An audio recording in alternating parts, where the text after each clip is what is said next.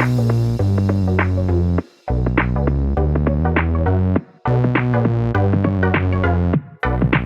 everybody to another episode of Chris and Dave's Reality Cast. I'm one of your hosts, Chris, and my co-host and very angry friend is Dave.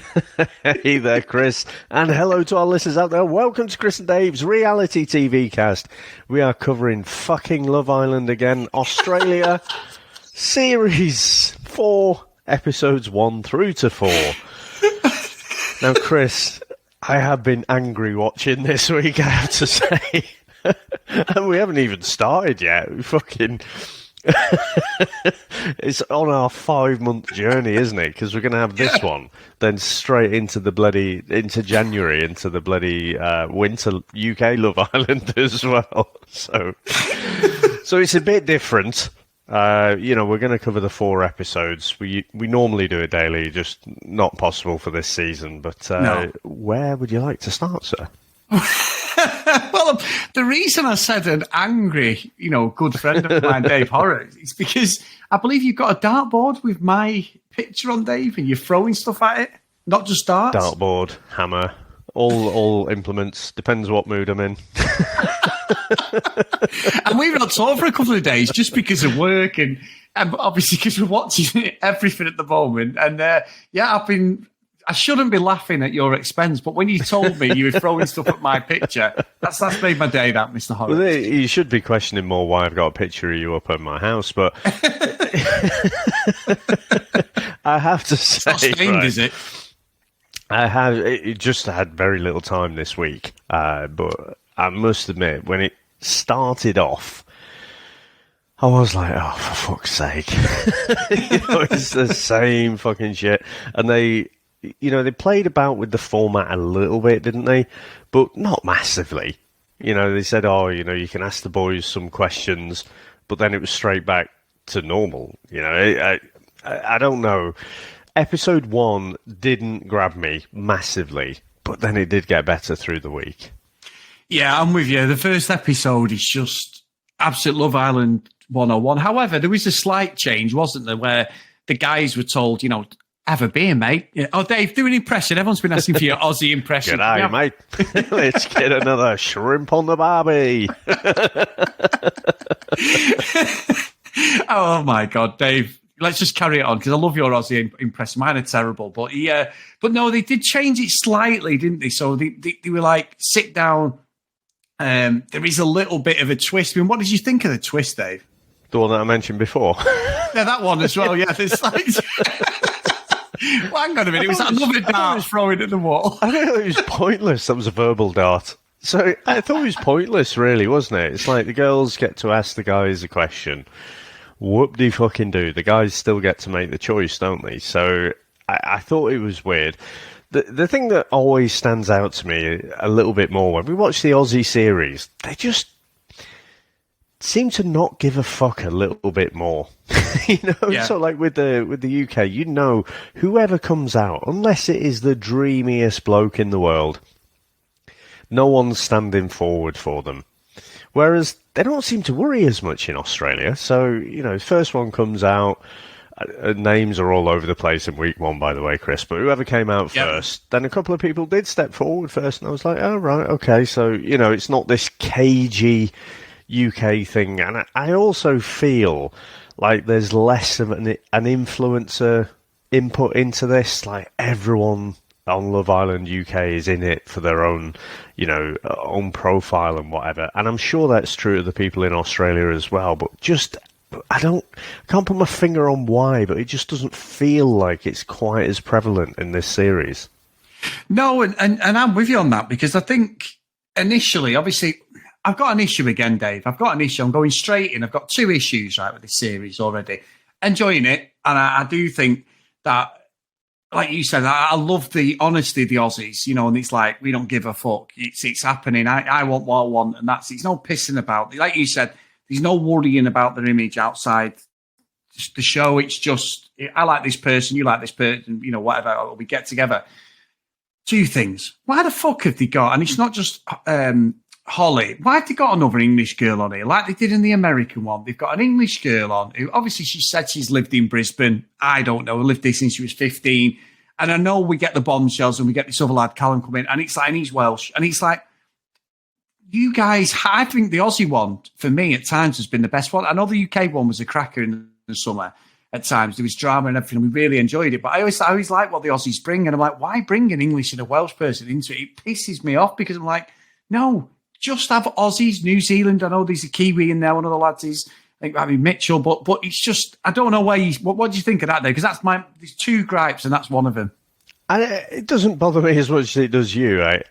But it does feel a little bit forced. It feels like they might accept the fact that, okay, the consensus seems to be that the UK Love Island, it tends to be the best one.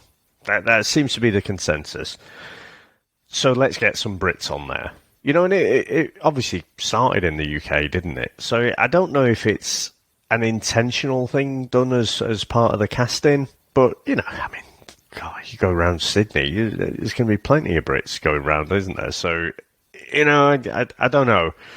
Maybe because I've said this many times in the past, Chris, people aren't meant to watch all of the fucking different shows of Love Island. They're meant to watch one, so it wouldn't piss normal people off. Because we want our dose of, you know, Australians, don't we? We can get it from the British show. So, you know, I think that's why it's maybe irking you.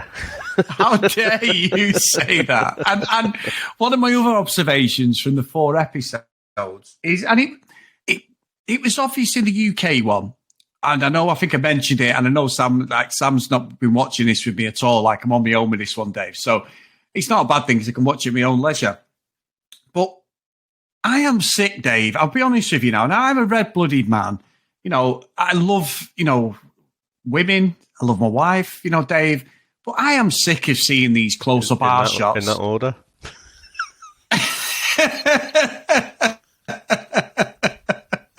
I love my wife and women, Dave. Okay, women. Well, woman, I love a woman, okay? But I am sick of seeing arse shots, Dave. I'm like, I honestly think now they should be going for the girls in some sort of pair of shorts or more cover, because these arse shots for me are just fucking horrendous. I'm getting sick. I can't believe I'm even saying that. Like, but I just think the guy, I mean, other than fucking Jordan, he's wearing fucking his swimming trunks from when he's about 4 years old, and he looks like he's got a fucking shrimp dick as well. So why would you be wearing a sort of outfit? You'd have to be fucking packing to be wearing that. But I'm sick of seeing arse shots, Dave, and I don't know what's happening to me. Maybe I'm just getting old. I don't know.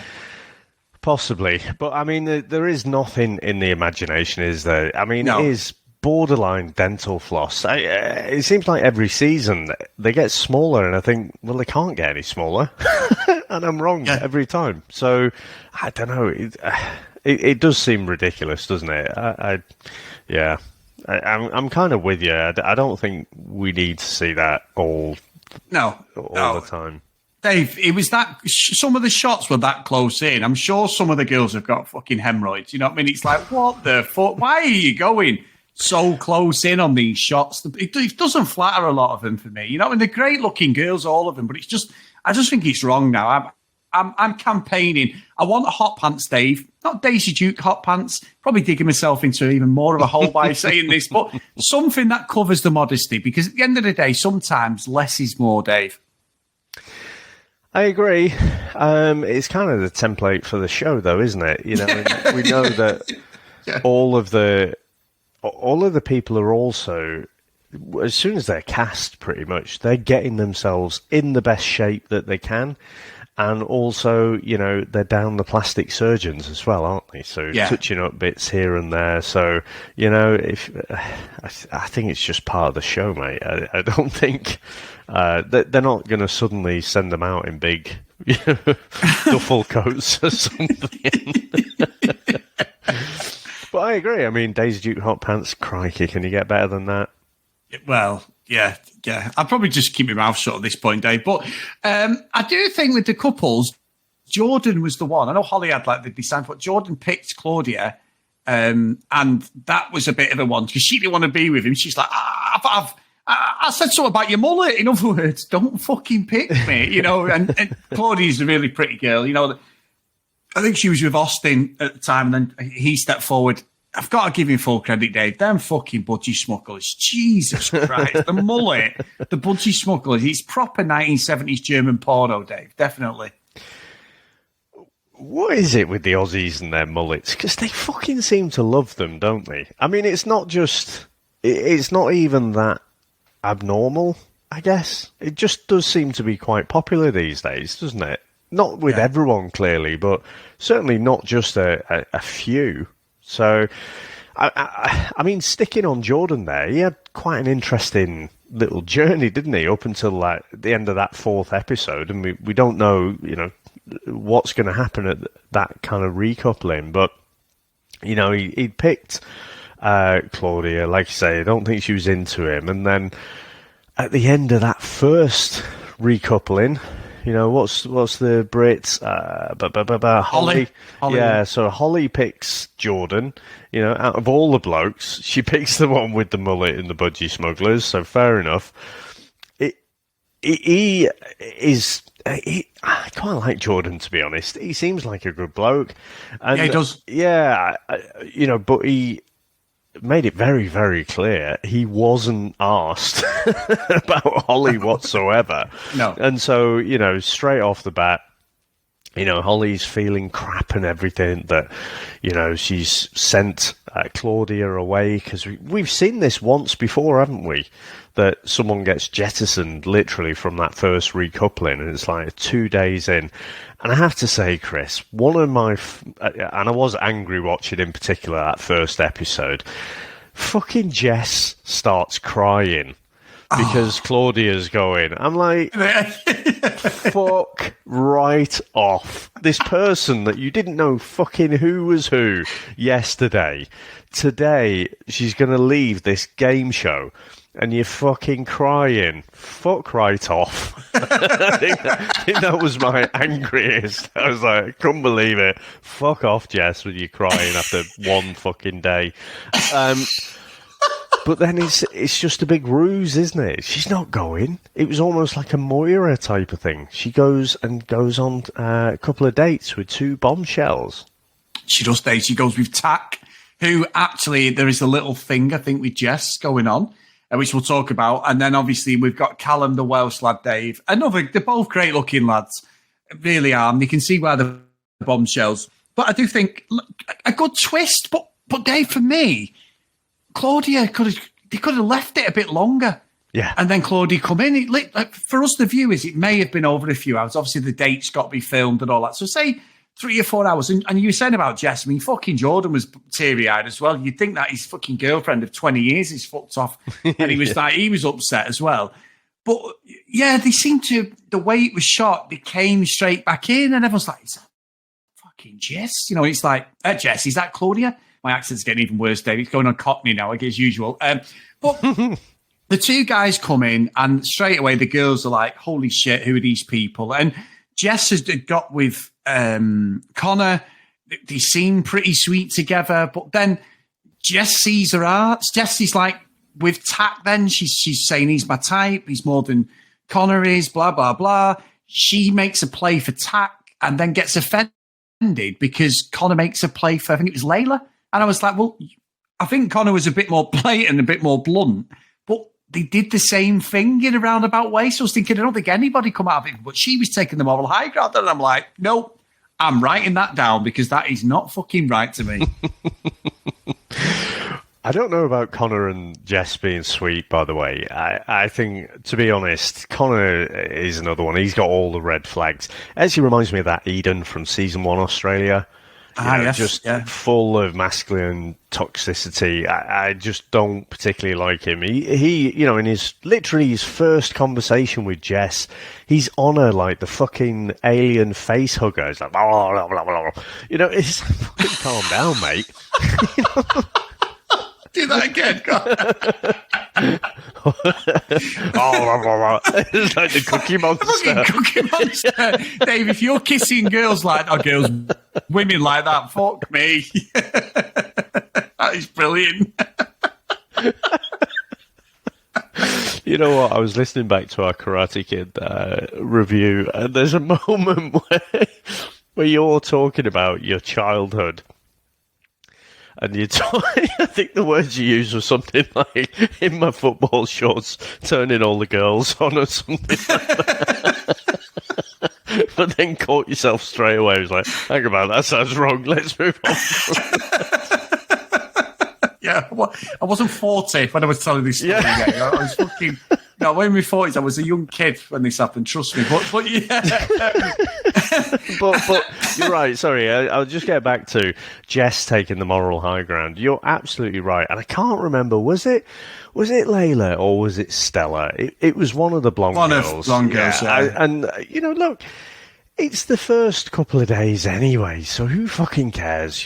Just have the conversations. Don't just couple with someone and then that is it. So, I don't trust Connor. I think he will play Jess. And he later in the week, he was putting on the smooth words and stuff. And it's like, why are you straight away in week one, throwing this all out there? Like you've got all your eggs in the Jess basket. Because I don't think Jess has got all her eggs in your basket. And I don't think she should. But it did irk me a bit that, she was taking the moral high ground because she was, as soon as Callum and Tack came in, she was like, getting all excited and everything and like, oh my God, they're so fit and this, that and the other. And the first sign that Connor's had this conversation, you pulled them for a chat and you didn't tell me. Well, I am outraged. And it's like, well, you didn't, Connor who it was before, wasn't it? So I know she didn't say the words, but that's how she was acting. And that was kind of like, pull me back in. I'm like, all right. I mean, this is a level of hypocrisy that I kind of love-hate. So I thought it was good. But yeah, she's interesting, Jess, isn't she? Because I think she's got a lot of attention from a lot of the blokes. And I don't think she knows which way she's going to go yet. So she's definitely going to be entertaining to watch.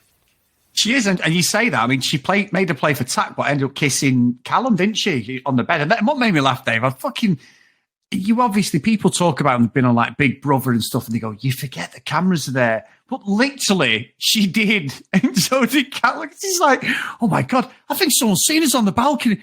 What are we going to do? Well, I tell you what, the millions of people who are watching you at home, I'm pretty sure that you're not going to get away with snogging fucking Callum on. And Dave, I'll be honest, there was a good bit of passion between them. It looked like there was a good connection. I'm with you. I think it's a great thing when you watch these shows. It's how possessive we are as people. As in, like Connor gets with Jess, so he's like, I'm set now for the fucking 6 or 8 weeks this show's on. I'm done. That's me done. No, it doesn't work like that. As much as I think Jess is being a hypocrite, I think you're right. They can both play because that usually in the first week of Love Island, there is that game of chess. People are manipulating, finding out. They get with one person, then they're like, actually, like this other person, as in Claudia and Austen, didn't they? They had a snog in one of the games, and they were like, it's a legend. We'll get to that in a minute. But I think Connor's sort of like pipe and slippers job. Like, I'm done now. I'm done with Jess. And I don't think Jesse's going to do that, Connor. But I do think he has got that masculine toxicity about him, Dave. That he even says it. I get very jealous. So that's not not to openly admit it. It's good that you're aware of it, but also it's very difficult to not show that, especially on a TV show like this with the spotlight. So he might come out of this pretty bad if he carries on. Well, let's see. I mean, again, you've got the benefit of seeing all the previous shows, and not just the shows themselves, but how the public have reacted to certain types of people. So, you can play the cameras a little bit. You can go in with your tactics as well to try and hide that, person that you really are. But, I mean, you mentioned Claudia and Austen. Now, I really like Austen. I think he's great, but I think he's maybe a bit of a people pleaser. So, he's apparently, I think one of the challenges that came up, he's only slept with 6 women, which, decent number as far as I'm concerned. But apparently in Love Island terms, it's like a fucking joke, isn't it? Only 6, fucking hell. But, I mean, he seems, again, like just a good all-round person. And I'm not sure how much I'm buying this whole electric kiss thing, just being a fucking cynical old fart. But, definitely it changed for Claudia, didn't it? Because she went from not giving a toss about Jordan. Jordan feels like fucking all his Christmases have come when he thought he'd lost Claudia, but then she's back, and he's like, yay, she's back, and then, oh no, she's off again. So, I don't know if she was ever really into Jordan as such, but, a place in the villa was under threat, wasn't it? So, it's not like the connection was that strong. But I am glad. I thought Austen might just stay true to Layla out of just blind loyalty. But he has actually, in the end, made the call there to give it a go with Claudia. So I think they look great as a couple. I mean, he is just like fucking Jason Momoa, isn't he?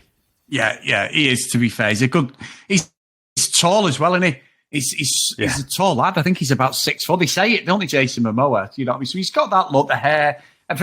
Look, she even said, didn't she? She said, I've been with boyfriends and I've never felt the way I felt off a kiss. It was electric. And he was the same. Like you said, it could just be lust, could be anything. But they look good together, don't they? Claudia, she didn't want to hurt Jordan, but she's like, I've got to go with what I feel. You know what I mean? And he had to say the same to Layla. Because don't you think Layla looks like Chloe off the UK one, Dave? 100%. I think a double of her. If Jessica? Sorry, not Layla. Jessica. Sorry. Jessica, the one who's with Connor. No, Layla. I think you had it right the first time. Layla. Yeah, I did Layla. That's what I meant, Dave. Sorry about that. I don't know about a double, but if you'd have told me before the show started that they were sisters, I'd have believed you. There's something about the eyes and obviously the hair and stuff, but I definitely think they look similar. But again, I feel like she was just a bit put out with Austen. She's like, and again, I love to see it on Love Island, Chris, but the whole woe is me.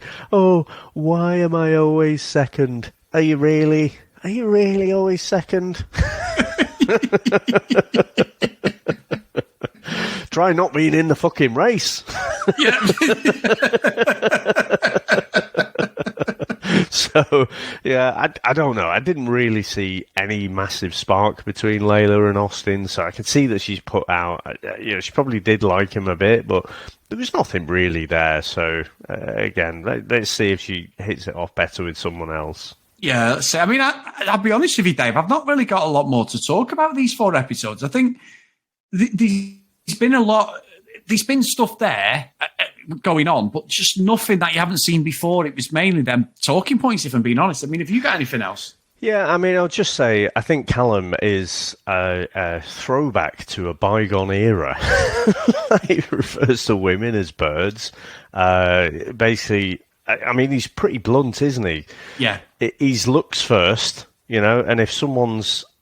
What was it he said now? He said something like, if they're good looking and they've got a shit personality, well, then at least you've got a fit bird with you. Something like that. That is honesty. And the reality is, he looks, I've almost taught him that in life, that he doesn't have to give a fuck because he's that good looking, and probably plays rugby and stuff. But he's a bit of a dick, I think. Yeah. So, I think he'll get caught out at some point. But who with, I'm not sure. I think it's going to be interesting where Stella goes, So she'd been with Andre, but again, I thought they looked kind of cute together, but without any kind of massive spark. So, it's still very early on for them, and she's already wobbling a bit and going for Jordan. I mean, Jordan, forget the mullet and the tash. I look at him and I just think, this is a normal bloke. This is not like a drop-dead gorgeous model. Like when Tack and Callum came in, it's like, fucking hell, these guys walk into a club and all eyes are on them kind of thing. Whereas Jordan, you just wouldn't think that, even if he shaved his tash and mullet off. So, I think it's probably testament to his personality and, how he is around the villa that he's getting this attention. So... it'll be interesting, but I think Stella might wobble a bit. Will she choose Austen? Will she choose Jordan? I think she might play it safe and go with Austen, but you never know. No, and I think the good thing with this, because it's only 4 days, one thing that sort of dangling on the string our friendship, Dave, is we can pull it back slightly because obviously it's only 4 episodes, and then it's as opposed to 6 like the UK for 2 fucking months. At least you can get over it, and then next week start again hating me. It's fine, don't worry.